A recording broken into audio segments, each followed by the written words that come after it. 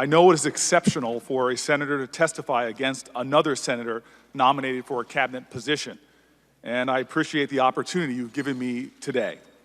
I've worked closely with many of you on this panel on both sides of the dais on matters related to criminal justice reform, and you know just how deeply motivated I am by the many issues our next Attorney General will heavily influence, especially the crisis of mass incarceration.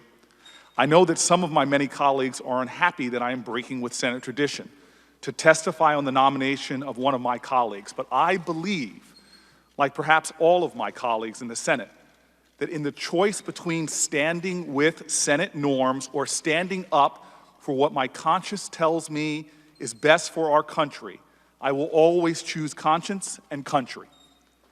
While Senator Sessions and I have consistently disagreed on the issues, he and I have always exercised a collegiality and a mutual respect between us. Perhaps the best example of this is the legislation we co-sponsored to award the Congressional Gold Medal to those foot soldiers who marched at Selma. One of the foot soldiers is sitting next to me now.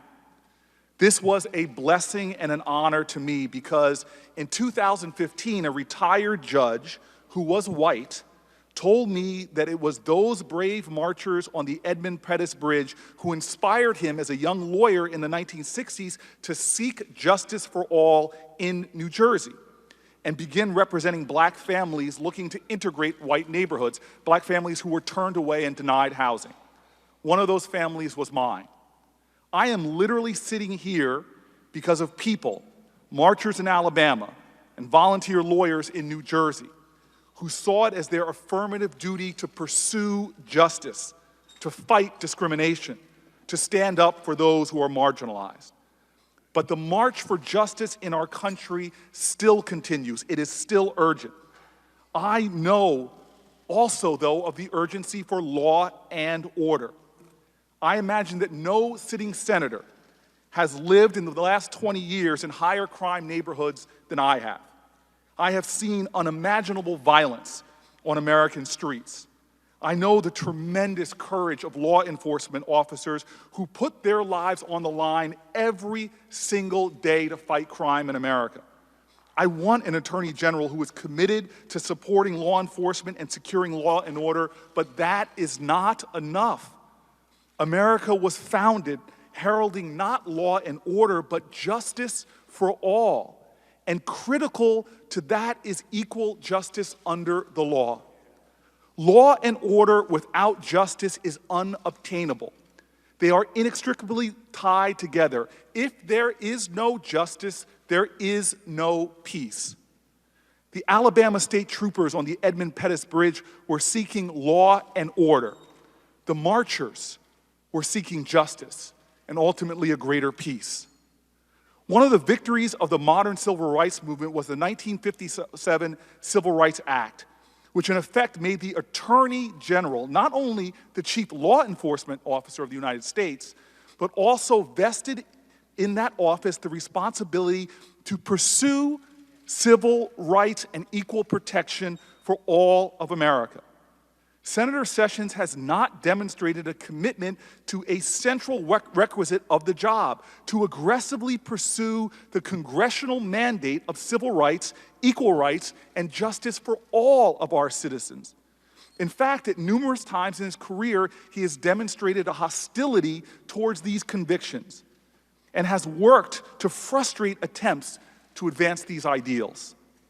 If confirmed, Senator Sessions will be required to pursue justice for women, but his record indicates that he won't. He will be expected to defend the equal rights of gay and lesbian and transgender Americans, but his record indicates that he won't. He will be expected to defend voting rights, but his record indicates that he won't. He will be expected to defend the rights of immigrants and affirm their human dignity, but the record indicates that he won't. His record indicates that as Attorney General, he would object to the growing national bipartisan movement towards criminal justice reform. His record indicates that we cannot count on him to support state and national efforts towards bringing justice to the justice system, and people on both sides of the aisle who readily admit that the justice system as it stands now is biased against the poor, against drug addicted, against mentally ill, and against people of color.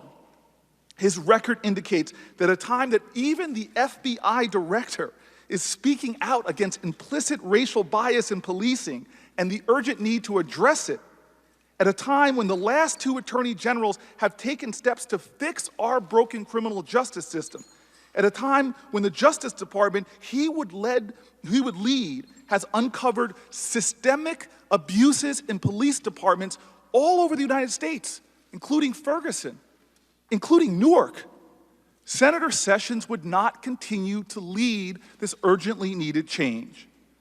The next Attorney General must bring hope and healing to this country.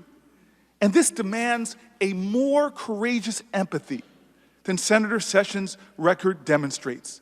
It demands an understanding that patriotism is love of country, and love of country demands that we love all of our citizens, even the most marginalized, the most disadvantaged, the most degraded, and the most unfortunate. Challenges of race in America cannot be addressed if we refuse to confront them. Persistent biases cannot be defended unless we combat them. The arc of the moral universe does not just naturally curve towards justice, we must bend it. If one is to be Attorney General, they must be willing to continue the hallowed tradition in our country of fighting for justice for all, for equal justice, for civil rights. America needs an Attorney General who is resolute and determined to bend the arc. Senator Sessions' record does not speak to that desire, intention, or will. With all that is at stake in our nation now, with an urgent need for healing and for love, I pray that my colleagues will join me in opposing his nomination. Mr. Chairman, my time is over. I'd like to submit the rest of my testimony to the record. I'd like to again thank you for your opportunity to testify. And finally, I'd like to acknowledge, which was not done, that sitting behind me are proud members of the United States Congress and the Congressional Black Caucus. Thank you, sir.